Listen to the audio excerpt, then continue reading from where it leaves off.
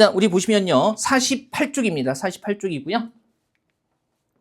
자, 이번엔 적절하지 않은 거 이렇게 해서 나와 있네요. 자, 선택지 먼저 볼게요. 일단 1번은 사례가 나와 있어요. 그래서 똠, 헷, 백. 그죠? 브레이크의 준말입니까? 그죠? 백, 이거 한자 유행했던 말이죠. 그래서 이 글자는 조합형 방식. 그죠? 그 다음에 2번 같은 경우에 유니코드 2.0과 조합형 방식. 그죠? 그 다음에 3번에, 자, 영문자 인코딩 완성형 방식. 그 다음에 4번에요. 그죠?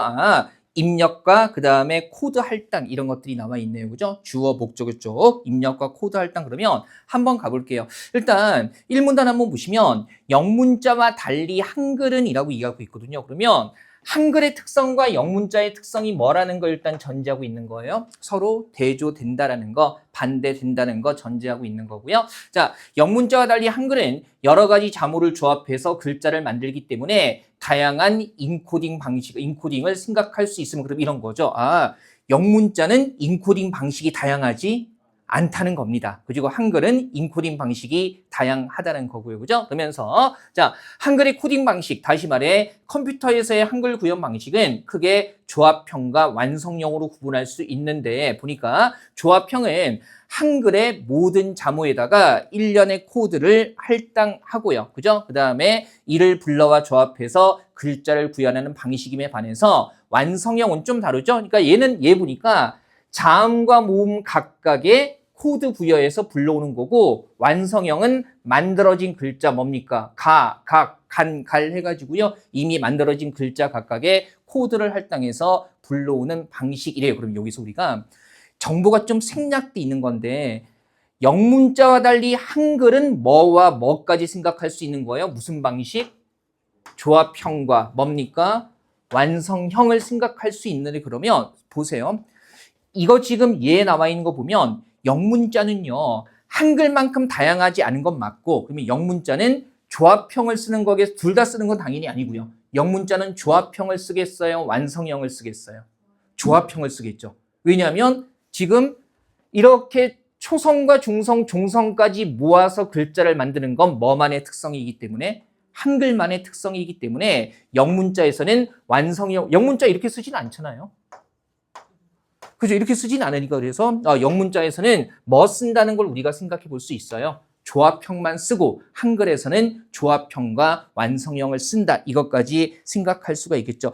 이 정보를 끌어내야만 일단 기본적으로 3번 생각할 수 있을 거고요. 이거는 마지막에 좀 처리를 하고요. 그러면 이미 1문단의 이쪽에서 4번 정보가 나오는 거죠. 컴퓨터로 글자를 입력하기 전에 이미 컴퓨터에는 자모나 글자 각각의 그죠? 조합형의 자모, 완성형의 만들어진 글자 각각에 뭐가 할당돼 있어요? 코드를 할당해서 글자를 불러온다 그랬으니까 일단 4번이 여기에서 확인이 되는 겁니다. 그 다음에 이 문단 한번 보시면요. 자, 조합형으로는 한글의 구성 원리에 따라 19개의 초성, 그 다음에 21개의 중성, 그리고 28개의 종성을 조합하면 일단 19 곱하기 21 곱하기 28 하게 되면은 전체 글자가 뭡니까? 11,172글자 이렇게 되는 거죠. 그죠? 그래서 초기 완성형에서는 실제로 우리가 주로 사용하는 2,350개 그러니까 완성된 이런 글자들 중에서 주로 사용하는 글자만 했기 때문에 뭡니까? 자주 사용하지 않는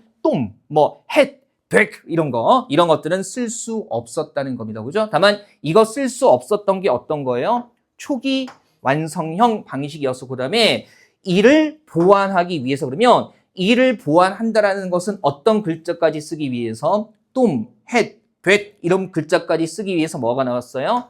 확장 완성형이 나왔고 그 다음에 이어서 유니코드 2.0이 개발됐는데 유니코드 2.0은 조합형에서 구현할 수 있는 11,172자 모두를 포함하고 있으며 그러면 일단 기본적으로 조합형에서는 경우의 수로 나오는 모두를 표현할 수가 있는 겁니다. 당연히 조합형에서는 뭐를 원래 쓸 수 있었던 거예요? 똠, 햇, 백 이런 거 쓸 수가 있었던 거고요. 그 다음에 이거를 포함하고 있으며 각각의 자모 또한 포함하여 조합까지 할 수 있다고 해서 유니코드 2.0이라는 게 나오면서 조합형에 있는 것도 다 표현하고 그 외의 것까지 표현할 수 있게 되었다는 겁니다. 그러면 보세요. 1번 같은 경우에 보면 이런 글자를 쓰려면 조합형 방식을 사용할 수밖에 없겠군. 아니죠. 뭡니까? 무슨 완성형? 확장 완성형에서 이런 것들 못 쓰는 걸 보완했고, 그 다음에 뭐에서 유니코드 2.0은 조합형에서 쓸 수 있는 거에다가 더 많이 포함할 수 있다고 그랬으니까 조합형 방식을 사용할 수밖에 없겠구는 안 되는 거죠. 그죠? 당연히 이제 확장 완성형이나 유니코드 2.0으로 저런 세 글자를 다 표현할 수가 있는 겁니다. 그래서 확인이 되는 거고요. 1번 정보가 이미 여기서 나오네요. 2번 보면 유니코드 2.0을 사용하면 조합형 방식을 사용해 만들 수 있는 글자를 모두 표현할 수 있겠고, 직접 나와 있네요. 2.0에서 조합형에서 구현할 수 있는 이거 모두를 포함하고 있다라는 거. 그 다음에 이제 여기서 말씀드릴게요. 3번이, 그죠? 3번이 가장 많이 택한 오답이 되는 건데요. 그죠? 그죠? 3번이 가장 많이 택한 오답이 되는 건데, 내가 뭘 잘못 친 것 같은데? 그죠? 요거 틀린 거고, 그 다음에 얘는 맞는 거죠. 그죠? 이렇게. 그죠? 뭐 답이 아니라고 표시한 건데 헷갈릴까봐 얘 틀린 거고 얘는 맞는 거죠. 그 다음에 3번을 가장 많이 택하는데 오답으로 한글과 달리 영문자를 인코딩할 때는 완성형 방식의 한계에 대해 고민할 필요가 없겠고, 이게 직접적으로 나와 있지가 않아요. 근데 이런 거죠. 바로 이 부분. 그죠? 영문자와 한글의 코딩 방식은 달라요. 근데 방금 전에 말씀드렸듯이 한글은 조합형, 완성형 둘 다 가능하고, 그러면 영문자는 완성형이 아니라 배열되는 방식 보니까 뭐만 쓴다는 거예요.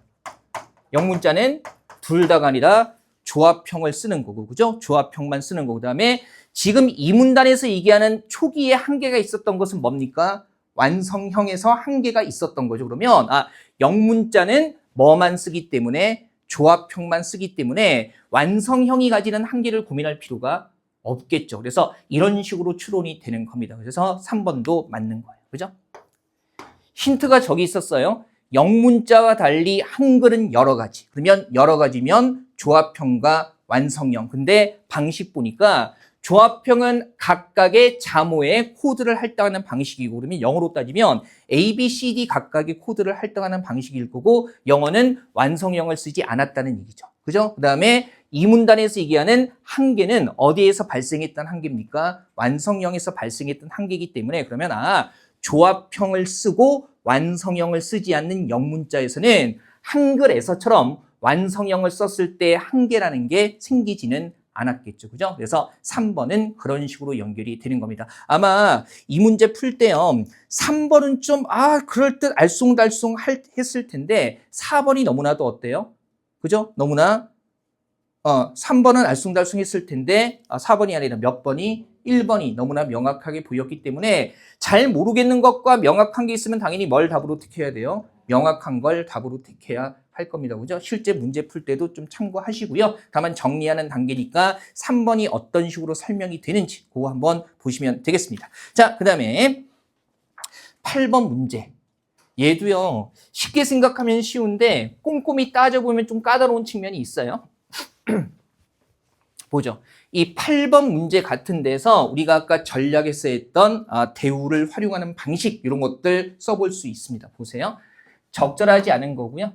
물론 대우 활용하는 방식 말고요, 범주화라는 것도 여기에서 확인할 수가 있는 거예요. 일단 1번 보니까 알파벳 언어의 철자 읽기, 그 다음에 철자 읽기의 명료성, 이런 것들 나와 있어요. 그죠? 알파벳 언어의 철자 읽기, 소리의 특성, 명료성. 그 다음에 2번에 영어 사용자가 단어 읽을 때 상황이 나와 있죠. 영어 사용자가 단어 읽을 때의 상황. 그 다음에 3번은요, 이탈리아어의 특징을 얘기해주고 있는 거고요. 그 다음에 4번에 영어의 특징이네요. 영어에 뭐가 많다? 예외가 많다. 이런 특징을 얘기를 해주고 있어요. 그럼 한번 볼게요. 1문단 한번 보면 알파벳 언어는 표기 체계에 따라 철자 읽기의 명료성 수준이 달라진다. 철자 읽기가 명료하다는 것은 한 글자에 대응되는 소리가 규칙적, 그죠? 대응되는 소리가 규칙적이어서 글자와 소리의 대응이 1대1이라는 것을 의미하고, 이것의 대표적인 예로 뭐가 있다? 이탈리아어와 뭐가 있다? 스페인어가 있다. 그래서 글자 소리의 대응이 1대1이 되기 때문에, 그러면 그런 언어인 이탈리아어, 스페인어 사용자는요, 의미를 전혀 모르는 새로운 단어를 발견하더라도 보자마자 정확한 발음을 할 수 있고요. 이에 비해서 영어는 명료성이 낮아서, 그래서 발음이 아예 나지 않는 묵음과 같은 뭐도 많고요. 예외도 많고, 영어 같은 경우는 예외도 많고, 그 다음에 대응하는 소리도 어떻다? 다양하다. 대응하는 소리가 다양하다, 예외가 많다는 것은 1대1이 아니라는 얘기네요. 그래서 그런 얘기를 하고 있고, 그럼 보세요. 벌써 이제 1번 특징이, 1번, 2번, 3번, 4번의 특징이 여기서 어느 정도 드러나는 건데, 보세요. 1번에. 알파벳 언어의 철자 읽기는 소리와 표기의 대응과 관련이 되는 것까지는 어때요? 맞아요. 근데 각 소리가 지닌 특성은 철자 읽기의 명료성을 판단하는 기준이 된다. 여기에서 철자 읽기의 명료하다는 것은요, 명료성이라는 것은 대응이 규칙적이어서 글자와 소리의 대응이 1대1에서 나오는 거죠. 근데 갑자기 1번에서 1대1이라는 대응이 아니라 갑자기 뭐로 넘어가고 있어요? 각 소리가 지닌 특성. 그러면 각 소리가 지닌 특성이라고 하게 되면 글자와 소리의 대응이 1대1이라는 것 이외의 것들까지 언급을 하는 거죠. 그러면 뭐예요? 제시문에서 언급하지 않은 범주로 뭐 하는 겁니까? 확장하는 거예요. 여기서 얘기하는 명료성이라는 것은 소리와 표기의 대응과 관련해서 소리와 표기가 어떻게 대응되는 건 1대1로 대응되는 건데, 여기에서 갑자기 1대1로 대응되는 특성이 철자 읽기의 명료성을 판단하는 게 아니라 그냥 소리가 지닌 뭐로 일반하고 있어요? 특성으로 넘어가고 있으니까, 그러면 이 속에는요 1대1이라는 것 외에 다른 것들까지 들어갈 수가 있는 거죠.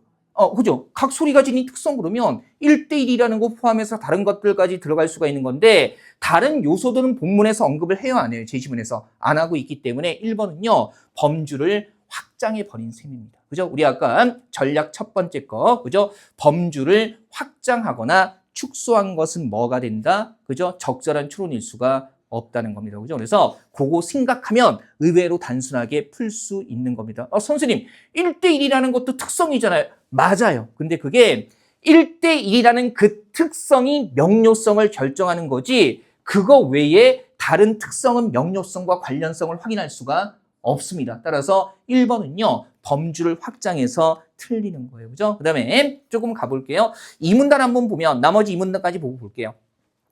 알파벳 언어를 읽을 때 사용하는 뇌의 부위는 유사하지만 뇌의 부위에 의존하는 방식에는 차이가 있다. 영어와 이탈리아어를 읽는 사람은 동일하게 자반구의 읽기 네트워크는 둘 다 동일하게 나타나는 거네요. 영어와 이탈리아어. 근데 하지만 역접 무의미한 단어를 읽을 때 영어를 읽는 사람은 암기된 단어의 인출, 영어는 암기된 단어, 그 다음에 뭡니까? 이탈리아어를 읽는 사람은 뭐에 연관된 거? 의문 처리에 연관된 거. 왜냐하면 무의미한 단어를 읽을 때 이탈리아어를 읽는 사람은 규칙적인 의문 처리를 활용하는 반면에, 그죠? 자, 영어를 읽는 사람은 암기해둔 예외들을 떠올리기 때문이다. 그러면 2번 한번 가볼게요. 영어 사용자가 무의미한 단어 읽을 때, 영어 사용자 자반구 맞나요? 자반구는 둘 다의 범주에 들어가는 거고요. 그 다음에 암기된 단어의 인출, 암기해둔 예외, 그 다음에 뭡니까? 암기된 단어의 인출. 그러면 2번 같은 경우는요, 같은 범주가 쭉 연결이 되고 있으므로 맞아요. 그죠? 그 다음에 3번 한번 보시면, 이탈리아어는 소리와 글자의 대응이 규칙적이어서 영어에 비해서 철자 읽기의 명료성이 높다. 보세요. 명료하다는 것은 소리가 규칙적이라는 거. 그죠? 그 다음에 그 규칙적인 것의 예로 뭐가 있습니까? 예로 뭐가 있어요? 이탈리아어. 그랬으니까 3번은 그냥 여기에서 그대로 따오는 거죠. 그죠? 그래서 확인되고요. 그죠? 3번 괜찮죠? 그 다음에 4번에서 이제 사실은이 4번이 가장 많이 택한 오답인데요. 여기서 이제 이런 생각을 하는 거예요. 영어는 의문 처리 규칙에 적용되지 않는 예외들이 많아서, 그죠? 여기까지는 되는데 스페인어에 비해서 소리와 글자의 대응이 덜 규칙적이다. 근데 한번 보세요. 제시문에서는요, 규칙적이어서 뭡니까? 대응이 1대1이고 명료하다. 그 다음에 영어 같은 경우는 예외가 많고 소리가 매우 다양하다. 이게 4번의 소재를 언급하는 순서가 가만히 보면 이렇게 되는 거죠. 예외들이 많아서 덜 규칙적이다 라고 얘기를 하고 있다 보니 보세요. 규칙적이어서 1대1이다. 그 다음에 여기서는 뭐라고 하고 있어요? 예외들이 많아서 어떻다? 덜 규칙적이다. 그러면 규칙성을 뒤에다 놓고 있죠. 그럼 보세요. 잘 들어. 규칙적인데 한쪽은 규칙적이고 그다음에 한쪽은 뭡니까? 덜 규칙적이래요. 그러면 규칙적이라는 그래서 개념이 뭐 되는 거예요? 반대되는 거죠. 그러면 요거 뭐 활용할 수 있어? 대우. 그럼 해볼게요. 요 말을 대우로 바꿔보면, 그죠? 소리가 규칙적이어서 1대1 그러면 뭡니까? 1대1이 뭐하면? 아니면 어떤 겁니까? 불규칙적이 되는 거죠. 규칙적이어서 1대1을 대우로 바꿔보면, 그죠? 4번이 명확하게 이해되지 않는다는 분들 많기 때문에 말씀드리는 거예요. 그러면 뭡니까? 대응이 뭐가 아니면? 1대1이 아니면 어떻게 되는 겁니까? 규칙적이지 않다는 거죠. 그리고 잘 생각해 보세요. 1대1이 아니라는 것은 1대1이 아니라는 것 자체가 이미 뭐가 많다는 겁니까? 예외가 많다는 거죠. 그러면 연결해 보면 뭡니까? 그죠? 영어는 뭐가 많아서? 예외가 많아서 어떻다? 규칙적이지 않다. 영어에 비해서 어떻다? 덜 규칙적이다. 개념적으로 앞뒤가 딱딱 맞아 떨어집니다. 그래서 이걸 4번이 답이라고 우겼던 사람들이 이거 인과관계를 뒤바꾼 것이다 라고 얘기를 하는데 사실은 지금 이 문장과 4번 문장이 얘기하는 것의 진리값, 전달하는 사실은 어때요? 동일해요. 그죠? 어떤 형식으로 표현했느냐만 달라졌을 뿐입니다. 4번을 우리가 어떻게 접근했어요? 규칙적이다 나와 있고 여기서는 덜 규칙적이다 그랬으니까 반대되는 개념이어서 대우로 바꾼 거죠. 그래서 1대1이 아니면 규칙적이지 않다. 그리고 1대1이 아니라는 것 자체가 뭐가 많다? 예외가 많다. 그러면 예외가 많아서 어떻다? 규칙적이지 않다. 덜 규칙적이다. 이렇게 정리를 해버리면 4번은 일치하는, 추론할 수 있는 진술이 된다는 거 명확하게 보이죠. 그죠? 한번 보시고. 2021년에 이때도 제가 시험 보러 갔었거든요. 올해는 못 갔어요. 주말에 이제 그 먹고 사는 일에 바빠가지고 올해 못 갔는데 갔을 때 나와가지고 이제 벤치에 앉아가지고 1번이라고 답을 풀었거든요. 풀었는데 그 연락이 온 거예요. 저기 선생님 다른 학원에서 다 4번이라고 하는데요.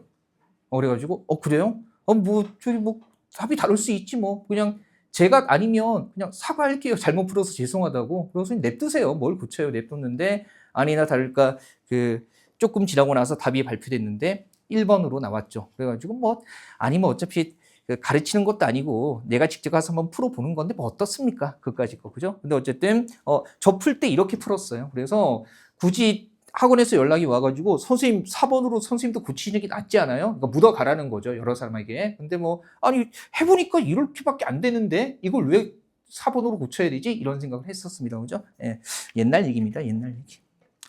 아니 사람들이 왜 근데 나한테 그러지? 그 4번 택한 사람한테 연락해야 되는 거 아니에요? 그래야 되는 거 아닙니까? 그죠? 네, 웃겨가지고. 예. 아유, 맨날 여기저기 괴롭혀요. 그래서. 하기는 제가 그 시험 보러 한참 시간 돼서 갈 때, 그때는 공무원 강의만 했으니까 갈 때, 같은 학원에 있는 선생님이 저 새끼 꼴값 한다고 그랬었어요. 뒤에서. 그죠? 시험 보러 간다고. 아니, 근데 보러 가는 이유가 시간 되면 자꾸 보러 가는 이게 현장에서 벗어나서 문제지하고 답 다 발표된 상태에서 답을 아는 상태에서 푸는 거하고 현장에서 그 똑같이 거의 제한된 시간 안에 푸는 거하고 고민의 포인트가 달라지거든요. 뭐가 보이냐면 이 문제 풀 때는 요 문제 같은 답이 이게 고민이 됐겠구나라는 게 생각이 돼요. 그래서 자꾸만 이제 답 발표되기 전에 혼자서 중이되든 밥이되든 덤벼보는 겁니다. 저러고 뭐 가고 싶어서 가겠어요. 근데 그 느낌은 당일에 시험 보러 가지 않으면 찾을 수가 없는 느낌이거든요. 그래서 자꾸 가려고 하는 거고 올해는 못 갔어요. 내년엔 갈 수 있을까? 그죠?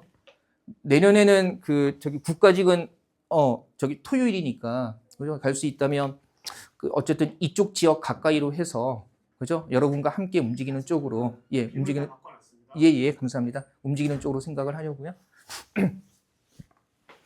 일단 뭐 오늘 여기서 할 겁니다. 그죠? 뭐 저기 다른 수업 시작 전에만 중간에 왔다 갔다 하면 시간만 뺏기니까. 올해 지방직을 여기서 봤어야 되는데. 같이 만났을 텐데. 그죠? 이렇게 그래서 우리 약속한 수신호 자, 농담인 거 다 아실 겁니다. 그죠? 자, 그다음에 9번 한번 가볼게요. 추론할 수 있는 것 이렇게 나와 있고요. 어유 당황스러워. 수업 중에 문 열고 말 걸어서 깜짝 놀랐어요. 아니 뭐 저기 좋은 거 알려주시려고 한 거니까 그죠? 자 보세요. 일단 선택지 한번 보시면 고급 포도주에 대해서 얘기를 하고 있어요. 재배. 그 다음에 2번 같은 경우는요. 그죠?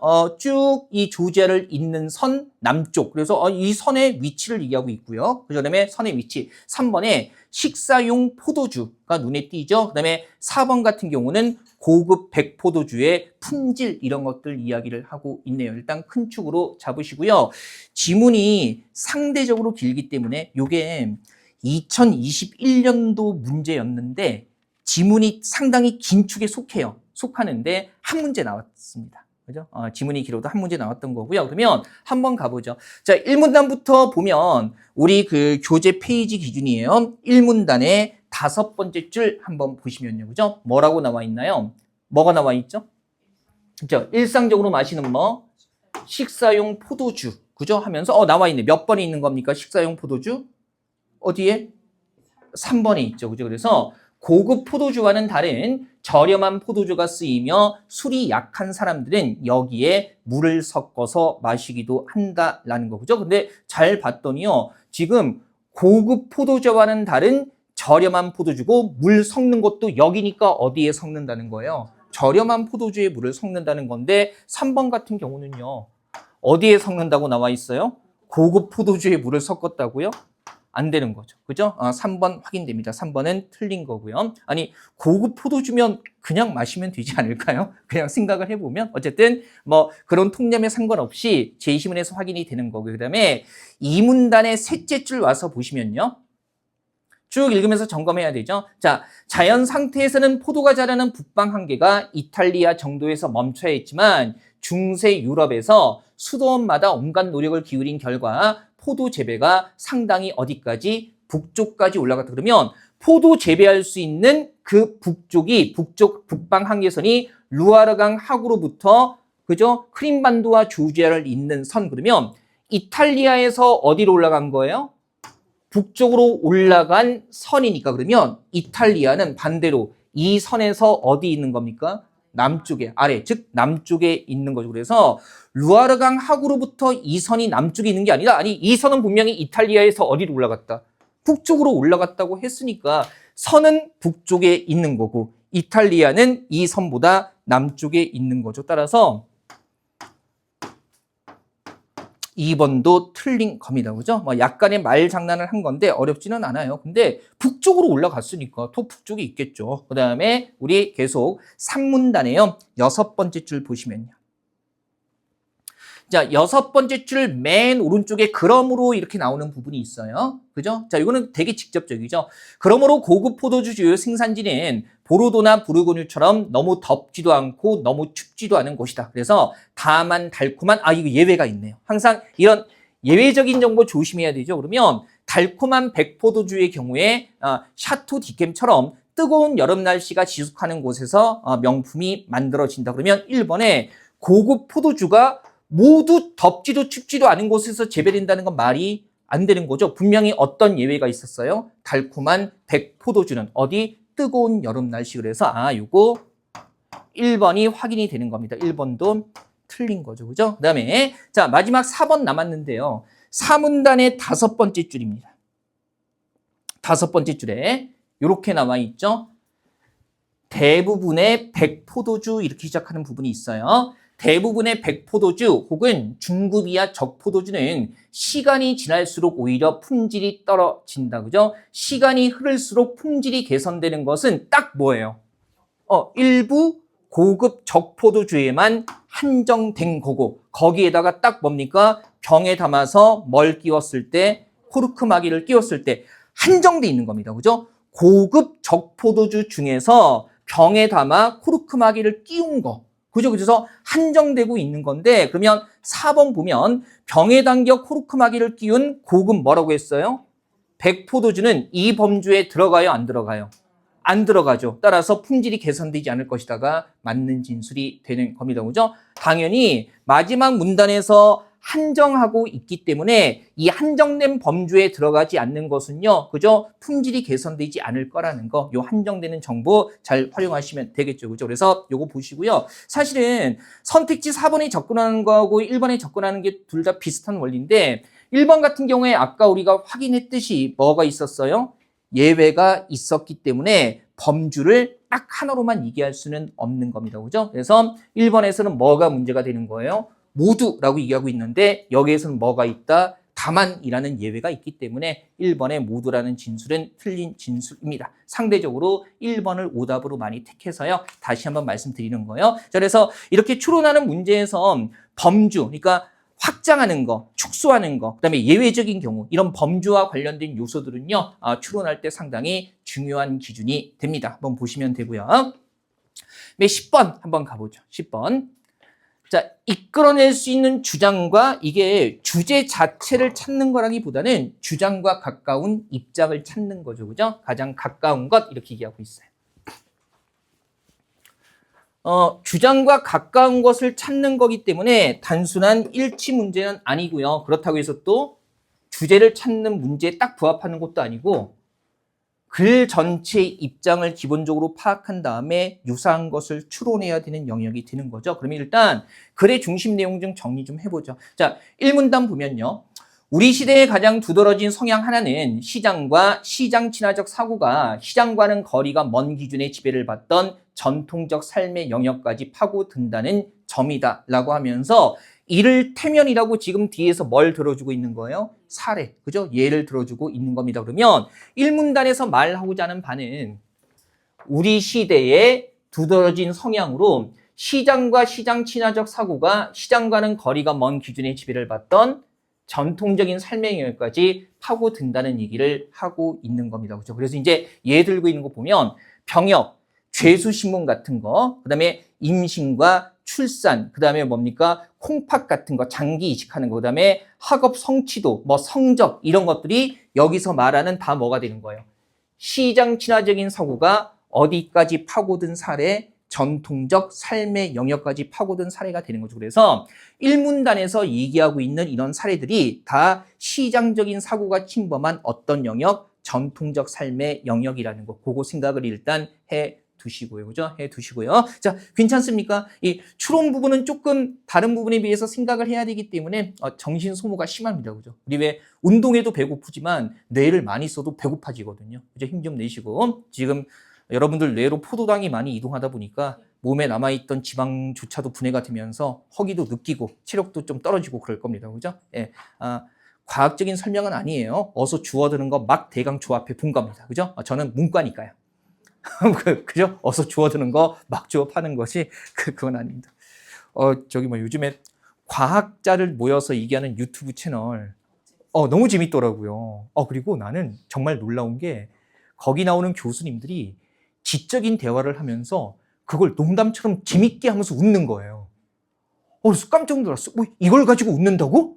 그죠? 그래서 댓글 달리는 거 보면 전 댓글도 항상 보는데 우리나라 사람들 댓글 재밌게 잘 달잖아요. 그래서 댓글 중에 뭔 얘기인지는 잘 모르겠지만 우선 교수님 웃을 때 같이 웃었습니다. 뭐 이런 식의 댓글이 그죠? 그래서 야 우리나라 사람들 정말 댓글을 정말 기가 막히게 아주 재미나게 달기는 하죠.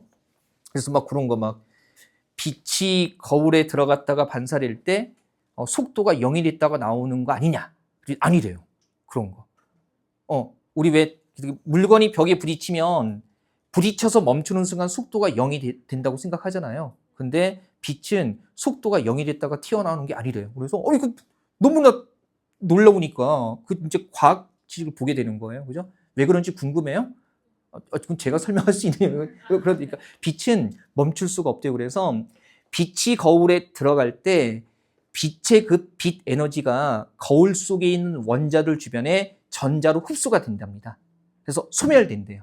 그러니까 0으로 멈추는 게 아니라 빛의 속도로 갔던 그 빛 에너지가 거울 속에 있는 그 전자들에 흡수되면서 소멸된대요. 다만 이제 전자가 에너지를 흡수해서 들뜬 상태가 되면 원래대로 돌아가면서 에너지를 방출하면서 원래대로 내려오는데 그때 원래대로 내려올 때 나오는 빛이 거울에서 나온다는 거죠. 그래서 빛이 멈췄다가 튀어나오는 게 아니라 흡수됐다가 흡수된 거 다시 뱉는 과정이 거울에 닿았다가 반사되는 과정이라고 그렇게 듣기는 들었는데 그 말을 그대로 옮기기는 하는데 머릿속으로 명확하게 이해되지는 않아요. 그죠? 이해되지 않았는데 뭐 그렇다고 하더라고요. 그리고 그것도 재밌었는데 그 왜 우리 달 착륙 음모론 중에 달의 뒷면을 보여주지 않는다는 달의 뒷면 사진 많이 나와 있습니다. 이미 나와 있고 그게 뭐 달의 뒷면에 뭐 외계 기지가 있어서 뭐 안 보여준다는 등 나사에서 공개를 하지 않는다는 등 우리나라 위성도 달 뒷면 이미 찍어서 국내에 많이 사진 뿌렸답니다. 근데 또 음모론자들은 그건 실제 달 뒷면 사진이 아니야 막 이러면서 그죠? 정말 그래서 그런 의외로 이렇게 시험 부담이 없으니까 과학이 재밌더라고요. 그죠? 여러분들도 시험 부담이 없다면 이런 지문들 너무 재밌지 않습니까? 그죠? 예, 너무 재밌는 지문들이잖아요. 그죠? 그러면서 이제 얘기하고 있고요. 그 다음에 이 문단에서 조금 핵심을 봐야 되죠. 이는 공리의 합의만을 묻는 게 아니다. 공리, 공공의 이익이죠. 그것은 군 복무, 출산, 가르침과 배움, 범죄자, 처벌 등이라고 해가지고요. 이런 것들이 다 앞에서 얘기한 어디에 들어가는 거예요? 이런 전통적인 삶의 영역, 즉 중요한 사회적 행위의 가치를 측정하는 올바른 방법에 관한 물음인데 이런 거죠. 사회적 행위를 시장에 맡기면, 그죠? 여기서 얘기하는 사회적 행위는 뭐가 되는 거예요? 앞에 나와 있는 군복무, 출산, 가르침, 배움, 범죄자 처벌 같은 이걸 시장에 맡기면 그 행위를 규정하는 규범이 타락하거나 질이 떨어질 수 있기에, 그러면 질이 떨어지기 때문에 시장이 침범하지 못하도록 보호하고 싶은 비시장 규범이 무엇인지 물을 필요가 있다. 그러면 이런 거죠. 이런 행위는 시장이 맡기면 어떻게 돼요? 타락하거나 질이 떨어지기 때문에 물어야 한다는 것은 맡기면 된다, 안 된다? 안 된다는 얘기죠. 맡기는 것을 고민할 필요가 있다. 타락하는데. 그래서 요 입장에 가장 가까운 것을 찾으면 되는 건데, 자, 접근하는 거 잘 보세요. 일단 1번에 시장 친화적 사고는 비도덕적이다. 조심해야 되는 것은요. 이러한 시장 친화적 사고 자체가 비도덕적이라는 게 아니라 시장 친화적 사고가 뭡니까? 뭘 맡으면? 사회적 행위. 이런 식의 사회적 행위를 시장에 맡기면 규범이 타락하거나 질이 떨어지는 비도덕적인 면이 생기는 거죠. 그래서 시장 친화적 사고 자체가 비도덕적인 게 아니라 이런 것들, 사회적인 행위나 전통적인 삶의 영역을 시장에 맡기는 것이 비도덕적인 거라는 거죠. 그래서 시장 친화적 사고의 비도덕성을 얘기하는 건 아닌 겁니다. 그죠? 1번 안 돼요. 2번은 잘 보세요. 접근하는 방식. 자, 사회적 행위는 올바른 규범이 전제되어야 하기 때문에 시장의 가치에 맡기는 것에 대해서 고민할 필요가 있다. 그러면 올바른 규범이 전제되어야 한다. 규범 얘기 나와 있기는 한데요. 어디예요? 규범이 뭐? 타락한다. 그러면 여기는 규범이 올바르다. 여기는 뭐예요? 규범이 타락한다. 똑같은 규범으로 반대되는 진술을 하고 있네요. 그러면 우리가 여기서 활용할 수 있는 방식이 뭐예요? 대우. 그죠? 같거나 유사한 소재를 언급하는데 제시문과 선택지 내용이 대립될 때 그러면 우리가 요거 한번 바꿔볼게요. 사회적 행위를 시장에 맡기면 규범이 타락하거나 질이 떨어진다. 그러면 대우로 바꾸면 어떻게 되는 겁니까? 규범이 타락하거나 질이 떨어지지 않으려면 그러면 규범이 타락하지 않거나 질이 떨어지지 않는다는 얘기는 규범이 뭐 하려면 규범이 어떠려면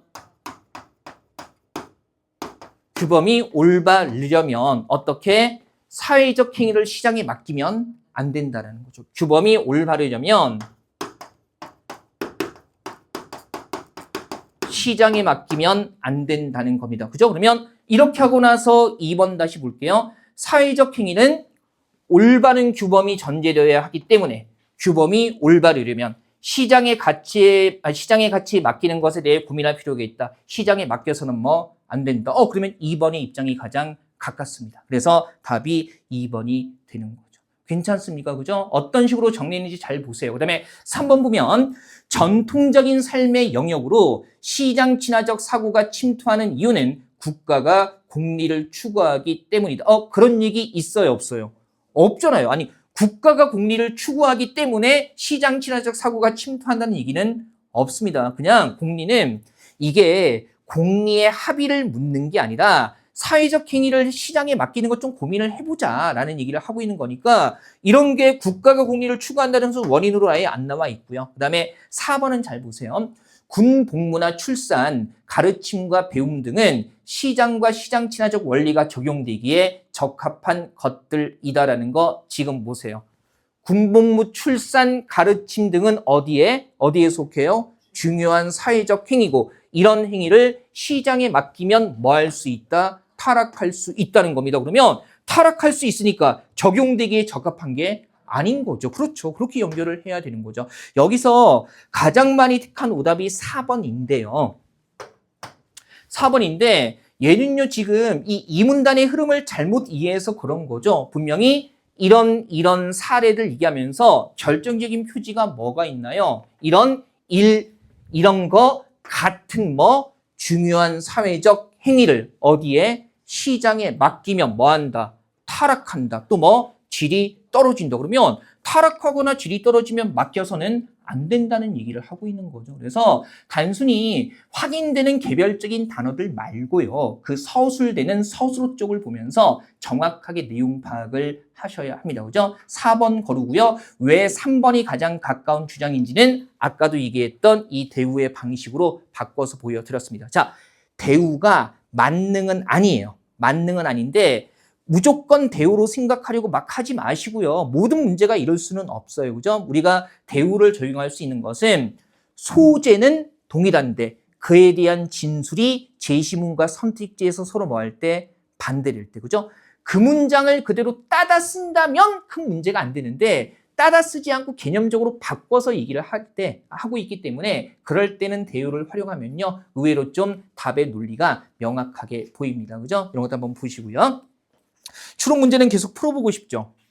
그렇죠. 막 욕심나고 이런 거 꾸준히 연습하고 싶을 겁니다. 자, 추석 때 이쪽으로 과제 좀 내드릴게요. 그죠? 네, 추석 때. 우리 한 추석 때 오래 쉬니까 더더 돌려 말고 아까 말씀드렸죠. 딱 100문제. 예, 100문제. 100문제. 100문제면 하루에 10문제니까. 그죠? 저녁마다 카톡 하세요. 10문제 풀었는지. 그죠? 예, 카톡 하시고. 선생님 오늘 친지들이 오셔가지고 거짓말 하지 말고요. 그래서 친지들 오시는 건 오시는 거고 나는 문제 풀면 되잖아요. 그죠? 바빠서? 안 돼. 그런 거 안 돼. 응? 괜찮아요. 소리 잘 들어가니까. 저게 다랬나 보네. 응. 괜찮습니다. 자, 그 다음에 조금 더 보죠. 우리 54쪽 보시면요. 그죠? 출제 유형 6 해가지고요. 내용 적용 이렇게 해서 나와 있습니다. 이거 조금만 볼게요. 일단 첫 번 이거 보면 뭐냐면 적용한다라는 게 우리 왜 제시문의 어떤 내용, 원리, 관점, 태도를 보여주고 나서요. 선택지에서 제시문에 나와 있는 내용, 관점, 원리, 태도의 구체적인 사례가 될 수 있는 걸 찾는 거. 그런 것들이 내용 적용이 되는 거죠. 제시문 자체에서 직접 언급된 사례는 아니기 때문에 일종의 추론적인 읽기 영역 혹은 창의적인 읽기 영역에 들어가는 겁니다. 그러니까 다른 상황까지 연결해서 생각을 해야 되기 때문에 그래서 일단 전략 1 보면 당연히 제시문에서 다루고 있는 것에 해당되는 구체적인 사례를 찾으려면 제시문에서 언급된 내용 중에서요. 적용 영역이 동일하거나 아니면은 유사한 것을 찾아야겠죠. 그죠? 이거 한번 볼게요. 일단 이런 거예요. 이 첫 번째 전략을 왜 보는 거냐면 우리가 특히 이런 언어학적인 지문이 나왔을 때 아무래도 공무원 시험 준비하는 친구들은요. 문법적인 내용에 대한 출제 기조가 바뀌었는데도 문법적인 내용에 대한 기본적인 학습을 하기 때문에 이런 내용이 나오면 글을 줬음에도 불구하고 그냥 선택지 보고서 답을 찾는 경향이 있습니다. 그죠? 왜냐하면 문법 공부를 했으니까. 근데 잘 보세요. 1번, 2번, 3번, 4번을 그냥 보면요. 얘는요. 한글의 일반적인 특징으로는 다 맞아요. 그러니까 1, 2, 3, 4번이 한글의 우리말의 일반적인 특징으로는 다 맞는 건데 그러면 다 맞는 거 줬다 치고 그다음에 이것만 점검하라고 했으면 굳이 제시문을 줄 필요가 있어요, 없어요? 없잖아요. 이 문제에서 요구하는 건 이 맞는 내용들이 그래서 언급이 됐냐는 거죠. 다음 글을 뒷받침하는 사례로 적절하지 않은 거. 그래서 1, 2, 3, 4번과 관련되는 내용이나 범주가 언급이 되어야 한다는 거죠. 그럼 한번 가볼게요. 1, 2, 3, 4번 내용은 익숙한 거니까 다시 하지는 않겠습니다. 먼저 보면 자, 훈민정음의 창제 원리는 훈민정음 해례에 상세히 기술되어 있다. 훈민정음 각 글자의 기본적인 제자 원리는 상형의 원리인데 초성은 발음기관을, 중성은 천지인 삼재를 분떠 만들었다. 일단 첫 번째 문단에 관련되는 내용은 1, 2, 3, 4번에 없습니다. 그죠? 그 다음에 이 문단부터 한번 가보죠. 자, 훈민정음은 글자를 만든 원리가 매우 과학적인데 말소리가 만들어지는 방식을, 그죠? 글자의 모양으로 정확하게 구현했다. 소리가 만들어지는 방식을 모양으로 구현했다. 몇 번에서 다루고 있는 거예요? 4번이죠, 그죠? 글자 모양이 말소리가 만들어지는 방식과 관련이 있다 해가지고요. 4번은 여기에서 확인이 되네요. 그죠? 4번은 요 내용을 뒷받침하는 사례고요. 그 다음에 또한 훈민정음의 글자 모양은 현대 언어학에서 이야기하는 변별적 자질, 즉 음성적 특성을 형상화했다. 그래서 소리의 위치나 특성이 비슷한 글자들은 위치와 특성이 비슷하면 뭐도 유사하다, 모양도 유사하다. 그러면 위치나 특성이 비슷하면 모양도 유사하다. 어디에 나와 있습니까? 어디에? 1번에. 그렇죠? 뭐라고 나와 있어요? 동일한 위치. 그러면 동일한 위치가 비슷한 거 아니겠어요? 그죠? 나는 말소리의 유사성이 어디에? 글자 모양에. 위치의 비슷함이 글자 모양의 유사성으로 드러난다. 그래서 요거 그죠? 1번 내용이 바로 이 진술을 뒷받침하는 거고요. 그죠? 그다음에 더불어 음소 문자를 음절적으로 운용할 수 있도록 설계된 문자 체계는 가독성에 있어서 어느 문자보다 우수하다고 평가할 수 있다. 자, 음소가 말소리의 기본 단위이면 음절이 언어 인식의 기본 단위가 된다는 점을 훈민정음은 글자 제작과 운용에서 모두 충족시키고 있기 때문이다라는 거. 그러면 음절이 언어 인식의 기본 단위가 된다. 음절 보고 인식할 수 있다. 몇 번이에요? 2번이죠. 마우스라는 단어는 몇 개 음절? 3개의 음절임이 바로 드러난다는, 그래서 세 글자가 3음절이 된다는 겁니다. 그래서 음절에 관한 것도 그죠? 2번 이렇게 나와 있고요. 3번은요. 이 자체가 한국어의 특성으로 맞는 설명이기는 해요. 그죠? 맞는 설명이기는 한데 지금 이런 거 연달아 소리낼 수 있는 자음, 그러니까 자음을 몇 개 연속해서 소리낼 수 있는가는요. 여기에 나와 있어요? 안 나와 있어요? 안 나와 있잖아요. 그래서 3번 자체는 한국어의 특성으로 맞지만 제시문의 내용과는 관련이 없는 겁니다. 그죠? 자, 지문이 주어져 있고 적용한다라는 것은 지문에 나와 있는 내용과 연결되어야만 하는 거예요. 그죠? 그래서 통념에 기대서 그냥 특히 문법적인 지문 나왔을 때 이런 실수를 많이 범하거든요. 근데 문법 문제가 아니라 제시문을 주고 분석하는 문제라는 거, 그 생각해야 되고요. 자, 두 번째 전략까지 있는데요. 전략 2까지 보고요. 조금 숨 좀 돌리겠습니다. 자, 전략 2 보시면 이것도 짧은데 살짝 까다로워요. 이번에 독서 교재 이렇게 재편집하면서 좀 과도하게 어려운 문제는 나중에 몰아서 좀 뺐습니다. 그래서 일단은 빨리 전체를 좀 무난하게 보는 게 중요하고, 실제로 전체 독서 문제가 8, 9문제가 나오는데 8, 9문제 중에서 좀 정답률이 60% 내외로 왔다 갔다 하는 어려운 문제는 보통 한 문제이기 때문에 처음부터 그런 문제 집중하는 건 별로 효율적이지 않을 것 같아요. 그래서 좀 무난한 문제를 중심으로 보는데 까다롭기는 합니다. 자, 견해와 거리가 먼 거 얘기하고 있고요. 전략이 보시면 좀 전에 말씀드렸던 거죠. 적용 영역에 드러난 개념, 단계, 원리, 방법 이런 거 점검하고 선택지에 그 개념, 단계, 원리, 방법이 그 사례와 일치하는지 점검을 해야 할 겁니다. 그죠? 그러면 보세요. 사실은 여기에서 나타나는 관점이 2개거든요. 그럼 잘 보세요. 우리가 어떻게 정리할 수 있는지. 모르는 어휘, 한자를 그냥 넘어가도 돼요. 근데 오존에 충실하고 오사를 옳게 하는 것은 사람의 예절이며, 때를 지어 다니고 어미 새끼가 서로 부르며 먹이는 것은 짐승의 예절이며, 떨기로 무성하고 가지가 뻗어나가는 것은 초목의 예절이니. 그러면 뭡니까? 존재마다 예절이 각각 다르다는 거네요. 그러면서 자, 나오네요. 사람으로서 다른 생물들을 보면 사람이 귀하고, 그러니까 사람 기준으로 다른 생물을 보면 사람이 귀하고 다른 생물들이 천하지만 다른 생물로서 사람을 보면, 그러니까 다른 생물 기준으로 보면 그들, 다른 생물이 귀하고 사람은 천할 것이며, 그러면 여기까지 끊어서 보면요. 기준에 따라서 같은 대상도 어떻게 다르게 파악된다는 거니까 이거 우리가 쓴 용어네요. 기준 따라 다르다. 그렇죠. 상대적인 관점. 맞아요. 그래도 여러분들이 성인이고 일정 정도의 독서량이 확보된 분들이기 때문에 이런 용어는 휙휙 나올 겁니다. 그죠? 상대적인 관점이고 다만 하나 놓치면 안 되는 건 이거. 하늘에서 전체를 보면 사람과 모든 생물이 다르지 않고 어떻다? 균등하다 그러면 절대적인 관점에서는 모든 것이 똑같다. 모든 것을 균등하다. 동일하게 파악하는 절대적인 관점도 있다. 그러면 이런 거잖아요. 기준 따라 달라지는 상대적인 것도 있고 그다음에 모든 것을 동일하게 파악하는 뭐도 있다? 절대적인 관점도 있다는 얘기를 하고 있는 겁니다. 이걸 잘 끌어내야 하고요. 그러면 1번 보시면 기질로 말한다면 바르고 통하는 길을 얻은 것은 인이 되고 치우치고 막힌 길을 얻은 것은 물이 된다 해가지고 그러면 뭡니까? 인과 물.